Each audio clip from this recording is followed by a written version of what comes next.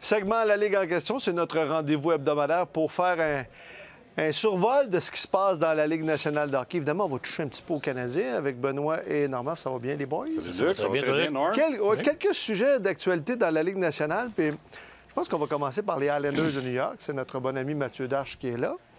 Bon début de saison. Mais il y a deux joueurs qui retiennent l'attention. Il y a Matthew Schaefer, évidemment.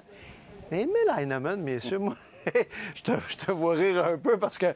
Emil. Ouais, mais ça va bien, Emil, dans le sens qu'on l'utilise sur un premier trio. Dans la transaction qui a amené DeWan Dobson, ici, on l'a envoyé avec 2 choix de première ronde. Mais vous surpris? Emil Heinemann, messieurs, qui produit... moi, je suis pas surpris, mais je suis content pour lui. Ouais. Je suis content pour lui. Je compare un peu à Kapanen, qui est à Montréal présentement. On lui a donné une chance, puis là, on est en train de réaliser que Kapanen est capable de jouer ses 2 premiers trios. Emil, il y a pas... Je dirais pas qu'ils n'ont pas donné de chance, Ben. Non. Mais ça n'a pas été constant. Comme là, on veut du renouveau avec les Islanders. Il y a des gars qui sont partis, puis on veut voir des choses différentes. Mais je pense qu'ils ont le temps de lui offrir l'espace qu'il prend. Ça change vite, parce qu'on l'a mis avec Horvat puis Drouin, puis là, ça fonctionne. Ben, 5 buts, 2 hier. Puis moi, j'ai hâte de voir. L'échantillon n'est pas énorme dans son cas, mais c'est sûr que quand tu vas chercher un joueur, puis surtout qu'on sait qu'il y a un manque de talent offensif là, du côté des Islanders de New York, c'est une équipe qui a ralenti, qui ont apporté des changements, nouveau GM. On a laissé passer un gars comme Brock Nelson l'an passé à date limite. Tu ne fais pas les séries, tu as des opportunités. Puis, là, tu sais, il avait marqué, à sa dernière saison dans la Ligue américaine, il avait marqué 15 buts avant de se faire frapper par un auto à Utah l'année passée. Ça allait bien, non, mais... peut-être le déclic. C'est le déclic. Non, mais ça allait bien pour lui, puis c'est vrai, on l'a perdu pour un bout de temps. Quand il est revenu, on dirait qu'il n'a jamais trouvé sa vitesse de croisière. Ouais. Moi, je vais le comparer, là, présentement, ne tombez pas votre chaise, à Lekonen. Est-ce que ça va devenir Mais Lekonen prochain? n'avait pas cette touche de marqueur. Non, il n'avait pas cette touche. Non, mais il y a un marque à Colorado, par exemple. Oui, puis on parce disait qu'il est pas bien de Lekonen à entouré, Montréal, qui était peur de marquer dans les filets de soccer. Il est arrivé là-bas. C'est vrai qu'il joue avec McKinnon. C'est vrai que Makar est sur la glace. On l'utilise en avantage numérique. Mais là, on fait un peu la même chose avec Emil. On le met avec Horvat, on le met avec Drouin. Un nouveau départ pour lui. Il a le lancé. J'ai hâte de voir comment ça va finir. Mettons, mais là, on verra. On jase. Si on l'avait placé avec Suzuki et Caulfield, mais c'était pas ça le plan, là. Non. Parce qu'il y a tout un lancé, par exemple. Oui, il y a tout un lancé. Je dis, regarde Kapanen, c'est la même affaire Kapanen. Pour moi, là, des Kapanen avec Demidov puis New. Exactement, mais t'as un gars avec qui il clique. C'est pour ça que Kapanen, il joue là. Parce qu'il clique avec Demidov. T'as besoin d'un duo avant de faire un trio. Tu sais, t'as eu le duo Suzuki-Caulfield. Là, ils ont cherché un gars à droite. Ils ont tout essayé, après, même quasiment à Gallagher. Ils ont essayé Anderson, ils ont essayé bien des joueurs, là.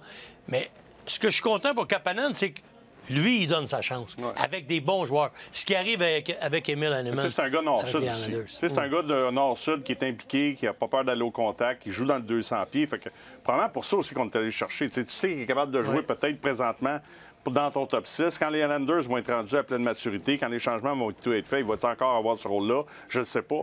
Puis des fois, ben, tu sais, changement de place. Moi, je trouvais qu'il jouait du bon hockey pour le vrai avant de se faire frapper l'an passé à Utah. Il a marqué 10 buts quand même. Quand il est revenu, on dirait qu'il avait perdu le rythme. Mais tu sais, si t'en vas, nouveau départ, nouvelle organisation, nouveau coach, tu te donnes l'opportunité, tu as un peu un brin de confiance parce qu'on a fait ton acquisition. Fait que c'est toujours ça, c'est pour la... Ça, c'est une belle surprise pour une transaction quand tous les 2 choix de première ronde que Mathieu Darche voulait. Puis Emil Heinemann, ben c'était un... moi, je pense pas que c'est un throw-in. Non, j'ai pas dit throw-in, mais ça pouvait être une belle surprise. C'était un projet. Un projet. Un projet, puis après ça, tu sais, quand ton équipe va être performante, Norm, là, il sera peut-être plus dans ton top 6, mais si là, sur ton 3e trio, t'es correct avec lui. Là. Certain, parce qu'il peut t'amener de l'offensive. Parce que si tu prends l'exemple de l'équipe qui a gagné la dernière Coupe Stanley, sa 3e ligne, t'as un Brad Marchand capable de mettre le puck dans le net. Là. Si t'es capable de développer ça, 3 trios capables de jouer contre n'importe qui, puis que t'es capable d'avoir du punch sur les 3, je pense à la recette gagnante. Emile, c'est une belle surprise pour les Highlanders.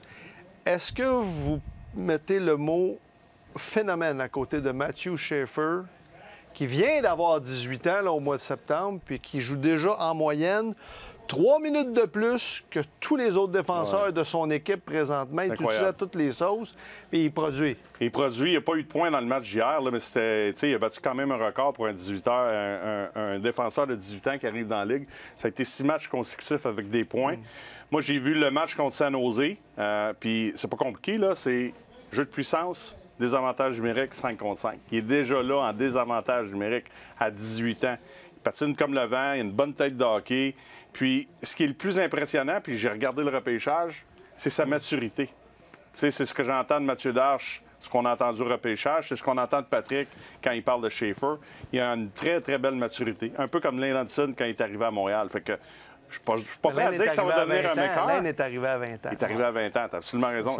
C'est difficile de comparer un gars, c'est dur. de dire il va ressembler à McCarr, mais à cet âge-là, il ne sera pas loin de lui. Écoute, si tu as regardé un peu, suivi un petit peu son histoire, là, il a perdu sa mère l'année avant le repêchage. Sa mère est décédée.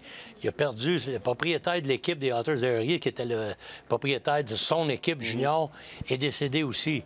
Lui, il a eu le mononucléose durant la dernière saison. Puis en plus, il se fracture la clavicule au championnat du monde des moins de 20 ans. Vous l'avez vu? Il n'a pas joué, non? Exactement. Fait qu'il a joué, je pense, 17 matchs dans l'année ou presque. Je ne me rappelle pas 15. exact, là, 15. Mais tout ça, là, ça ne l'a pas atterri, ça ne l'a pas assommé. Il est sorti quand même premier, puis il a l'air d'un homme aujourd'hui. Il a 18 ans, mais il a un homme de 18 ans. Tu sais, c'est une grande différence avec bien des kids qui n'est jamais rien arrivé. Puis, tu sais, dans la Watt jusqu'à 18, là, tu lui donnes tout ça. C'est intéressant. C'est vrai que l'adversité, mais lui, l'adversité, plus vite. Pas à peu près. Pas à peu près. Moi, je lisais son histoire. Écoute, j'avais les larmes aux yeux tellement je trouvais comment ce kid-là, moi, j'ai perdu ma mère, elle avait 17 ans, j'avais trouvé ça tough. Mais lui, là, en plus de toute la pression qu'il avait à vivre avec, puis d'arriver à là, puis être le meilleur que tu peux être, il faut que tu sois fort mentalement. Moi, je ne connaissais pas son histoire au repêchage. Quand je l'ai vu broyer, je le voyais pleurer quand il a commencé à parler avec Mathieu Darche, parce que c'était virtuel cette année, là, comparativement aux années. Là, on a commencé à comprendre parce que les descripteurs nous ont commencé à raconter l'histoire. C'était vraiment touchant, mais moi, je le regarde aller présentement, là, puis...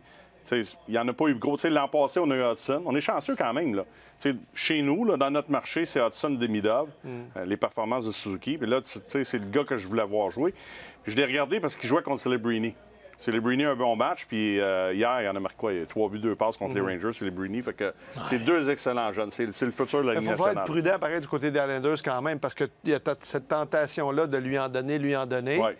Mais c'est long. C'est une longue saison de 82 matchs là, dans la Ligue nationale. C'est un marathon. Mais de bien l'utiliser pour qu'il soit constant. Puis qu'il... Denis Potvin était probablement un des meilleurs défenseurs des Islanders de New York ever, je pense. Puis lui, là, d'après moi, il va surpasser des records de Denis. Déjà, on ne s'ennuie pas de Noah Dobson du coup. On le savait en échangeant Noah Dobson. On allait chercher Schaefer. Matthew Schaefer.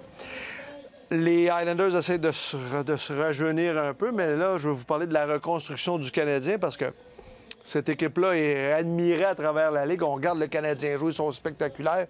Diriez-vous que c'est un modèle, la façon de reconstruire le Canadien? Puis je vais vous amener sur une piste.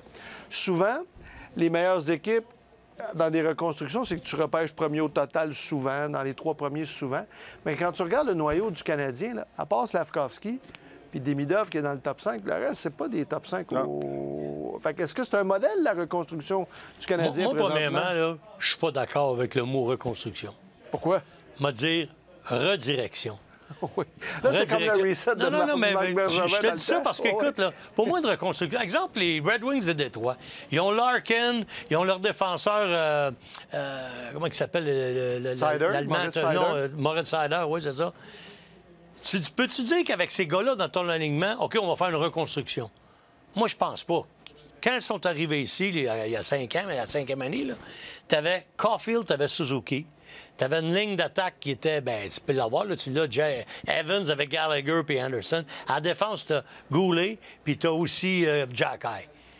Tu peux pas commencer ou continuer qu'est-ce qui a été déjà fait. Moi, quand j'entends reconstruction, je dis OK, on met tout à terre, Ben. Non, mais il y en a plusieurs qui sont partis. Mais pour moi, c'est pas une reconstruction. Non. Pour ça, je disais, ça prendra pas 7 ans. Penses-tu que Caulfield puis Suzuki auraient attendu 7 ans avant que ça marche? Non, mais c'est quand même un gros reset, là. OK, mais ça, une redirection. S'il y a quelque chose qui saute, je ne sais pas ce qu'est le reset. Une réinitialisation. Tu as besoin d'après moi, tu as besoin de changer plus que ton noyau au complet pour faire une reconstruction. Là, tu avais déjà dans le noyau, là, Caulfield, je te l'ai dit, Suzuki, qui sont 2 pas mauvais. Après ça, Goulet. Laisse pas Jack et les autres. Slav qui est arrivé. Oui, mais là, tu as 5 ou 6 gars qui vont être ton noyau dur. Là, tu l'as comblé. Avec Hudson, tu l'as comblé avec Slavkovski, puis tu l'as comblé avec Demidov. C'est un choix de deuxième ronde. Mais ça, il faut que tu sois chanceux des fois. Ben, c'est ça. Il est encore disponible. Garde Demidov, tu es disponible 5, tu le regardes aller. Là. Oui. Y a-tu des clubs qui vont, qui vont regretter de ne pas l'avoir pris 2, 3? Datuk, Zetterberg et Détroit, ils ont été dans le noyau dur pendant des années. Des 6 puis 7. Ouais, mais ça, c'est... Oui, mais c'est Ben, faut que tu sois chanceux, tu l'as dit. Ils ont été chanceux. Ce que je veux dire, dans ce temps-là, les Européens et les Russes, tu peux y repêcher plus tard parce qu'il y en a beaucoup qui ne suivent même pas à travers la Ligue nationale dans ce temps-là. C'est pour ça qu'ils sortaient plus tard. Mais aujourd'hui, là, un Européen qui est bon, là, il ne sort plus en 6e, 7e ronde. Là. Ça sort en première, par deuxième ronde. Le petit défenseur, il va sortir en deuxième ronde, pareil. Oui, le petit défenseur. Parce que les mentalités n'ont pas changé encore. Là. Moi, j'ai toujours dit qu'il fallait arrêter de mettre du plâtre. Puis, tu sais, Marc Bergevin, son mandat n'est pas le même que Kent Hughes et que Jeff Gorton ont eu. Tu sais, ils ont eu le droit, eux autres, justement. Oui, puis je suis d'accord avec toi, il y avait, tu sais, Suzuki était là, Goulet. En plus de tous les draft picks qu'il a donnés, qu'il a laissés. C'est le Monahan, c'est Toffoli, c'est Ben Sherratt. C'est tous les gars qu'on a échangés dans ces années-là où tu as été capable d'aller chercher des choix. Exact. C'est sûr que tu avais le luxe des joueurs que Bergevin avait amenés, qui étaient bons, qui sont très performants, qui sont encore très bons. Mais avec ces choix-là, tu es allé chercher Kirby Dach. Bon, ça, on se pose la question. Tu peux pas frapper pour 1000. Mais c'est ça. Après ça, tu es allé chercher Nowak. Nowak joue du bon hockey cette année. Il a bien fini la saison l'année passée. Faut pas oublier la transaction de Madison. T'sais, Madison, là, on le connaissait. On le connaissait, je l'avais vu jouer en Floride. Jeff Petrie qu'on a envoyé. C'est Jeff Petrie qu'on est allé chercher. Fait que, tu sais, tu fais ça en repêchant, tu fais ça avec le noyau restant, des joueurs que tu dis, moi, je vais bosser avec ces gars-là. Mais c'est vrai que c'est une réinitialisation. Il y a beaucoup de mots. Redirection. Mais on avait besoin de ça. T'sais, moi, j'étais tanné de voir... T'sais, on a un papier gardien, on a une coupe de bons joueurs, puis là, on signe une coupe de gars, puis finalement, on frappe dans le mur parce qu'on n'est pas assez talentueux pour aller compétitionner avec les bons clubs. Là, tranquillement, pas vite, de la manière qu'on le fait, avec les gars qui étaient en place, puis les gars qui s'en viennent, puis des transactions, peut-être un joueur autonome un jour qui va venir changer la dynamique de ce club-là, là, on s'en va dans la bonne direction. Mais la seule chose qu'on a faite, puis je veux pas blâmer Marc Bergevin, parce que c'était le goaler, la tête d'affiche. Ah, lui, il est allé chercher des Kulak, il est allé chercher des Edmondson, il est allé chercher Weber, Sherratt. Il est allé chercher des gars pour gagner des matchs 2 à 1. Ouais. On n'avait rien en attaque. Hein? On n'avait pas assez de punch en attaque. On avait quand même pas payé. TQ Caulfield et Suzuki, c'est pas des méchants. Ils sont encore 1 puis 2 Il était jeune dans ce temps-là. Il était jeune, je suis d'accord. Mais ce que je veux dire, c'est que là, tu gardes le noyau de qu'est-ce que Bergevin avait commencé. Ça veut pas dire que si Marc Bergevin est encore là, le gardien de but est fini. C'est sûr qu'il miserait plus sur la même affaire. Mais il a laissé, j'ai trouvé, un bel héritage. Parce que les gars qui avaient encore de la valeur, on est allé chercher des choix qui ont devenu des Demidov, puis des Hudson, puis etc. Fait que c'est sûr et certain que tu peux pas tout donner le crédit juste aux deux gars qui sont là. Non, mais c'est pour ça que je te disais tantôt, Norm, que Marc Bergevin n'a pas eu le même mandat quand il est arrivé à Montréal. Il a eu le mandat de bosser avec le noyau qu'il avait. Il a eu le mandat de faire un reset, mais dépêche-toi parce que ça presse, le Carey parce vieillit. Parce que Carey vieillit puis il va être plus capable. Là, Gorton, Ken Hughes arrive, là, c'est le contraire. On a quand même fini 32-28. Bravo aux partisans, parce que c'est eux autres qui écoutent les matchs, c'est eux autres qui vont au Centre Bell. On n'a jamais dénigré le travail, puis on a continué. Il y a eu des 8 de temps en temps au Centre Bell, mais il n'y en a pas eu beaucoup comparativement à ce que moi j'ai vécu dans les années, fin des années 90, où on s'en allait par en bas, là. Puis il était habitué aux Coupes Stanley, puis les années 70, puis la Coupe Stanley de 93. C'est complètement différent, mais le mandat a été donné de faites ce que vous avez à faire pour vous assurer qu'on va être compétitif pour une longue période. Ce que je pense que Bergevin n'a pas eu comme mandat. Non, mais c'est la première fois qu'un directeur général a ce mandat-là, de prendre son temps, puis tu peux avoir de la chance, puis c'est pas fini. Tu peux avoir de la chance, mais il faut que tu fasses des bons coups aussi. Puis je pense que c'est un équilibre des deux qui fait qu'aujourd'hui, on se retrouve avec une équipe. Je pense pas que Kent Hughes a fait de mauvais coups à ce point-là. Il a essayé des affaires. Patrick Laine, c'est un mauvais coup. Il a essayé de faire un autre. À part l'argent, mais il a essayé de faire un autre Artemi Panarin. Panarin, on va voir que ça va donner. Ouais. Ça n'a pas fonctionné, puis je sais pas si ça va fonctionner. Non, mais tu sais, Laine, c'est de l'argent. Oui, c'est 2 ans, c'est pas... C'est 2 ans, c'est de l'argent, c'est pas grave, parce qu'après ça, c'est toi qui contrôles sa destinée. Tu as eu un choix de 2. C'est une bonne transaction. Oui, exact. Surtout dans la phase où on est dans la réinitialisation. Là, on voit la fenêtre du Canadien qui commence à ouvrir pour des belles années. Et là, celle du Lightning, est-ce qu'elle est en train de se fermer un peu? Puis au début de la saison, la plupart des experts les plaçaient en séries éliminatoires. La saison est jeune. Mais comment vous expliquez que... Il manque un peu d'étincelle chez le Lightning, messieurs. Ouais, absolument, on regarde vers qui? L'entraîneur? Ben, t'as pas le choix. Est-ce que tu penses que John Cooper, après toutes ces années-là, ça pourrait être une pas des que c'est lui le raisons, problème, des raisons pourquoi ça fonctionne? Je suis pas convaincu, sauf que je te dis, quand je regarde la fiche de Tampa, je pense à John Cooper. Parce que ça fait tellement longtemps qu'il est là que tu te dis, là, on est rendu au bout du rouleau. Tu sais, regarde ce qui se passe à Pittsburgh, là. Sullivan est parti, et là, les gars ont du plaisir. L'échantillon n'est pas énorme, encore une fois. On verra comment ça va se terminer, cette histoire-là, à Pittsburgh. Mais on gagne des matchs, là, avec sensiblement la même équipe, un petit changement à gauche, à droite, mais rien de spectaculaire. Moi, je pense pas que John Cooper, présentement, en début de saison, mérite d'être congédié. Mais si ça s'éternise pendant un mois ou deux, peut-être qu'on va y penser.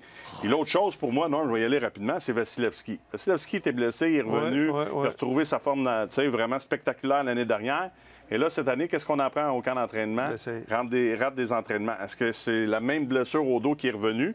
Je le regarde travailler présentement, puis c'est pas le même gardien qu'on a vu dans ses bons moments l'année dernière. Il a joué des matchs au fil des ans. Oui, il en a joué là, des matchs. Ils ont joué des longues séries. Oui.